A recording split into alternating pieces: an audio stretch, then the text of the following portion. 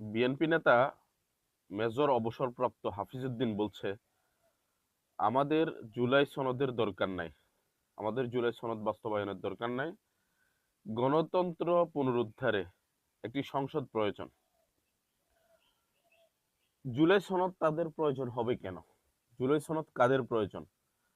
যারা জুলাই আন্দোলনে অবদান রেখেছে, যারা আহত হয়েছে, নিহত হয়েছে, যারা পঙ্গুত্ব বরণ করেছে, তাদের তো জুলাই সনদের প্রয়োজন হবে। তাদের কেন প্রয়োজন হবে? এই আন্দোলনে তাদের কি কোনো কন্ট্রিবিউশন আছে? নাই তো ভাই।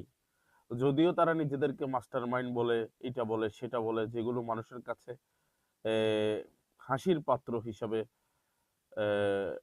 প্রকাশ পেয়েছে, তারা নিজেদেরকে যে দাবিগুলো করেছে এগুলো মানুষ হাসির খোরাক হিসাবে নিয়েছে। যাই হোক, এখন কথা হচ্ছে জুলাই সনদ তো তাদেরই প্রয়োজন। আমি যেসব শ্রেণীর কথা বলেছি তাদের প্রয়োজন।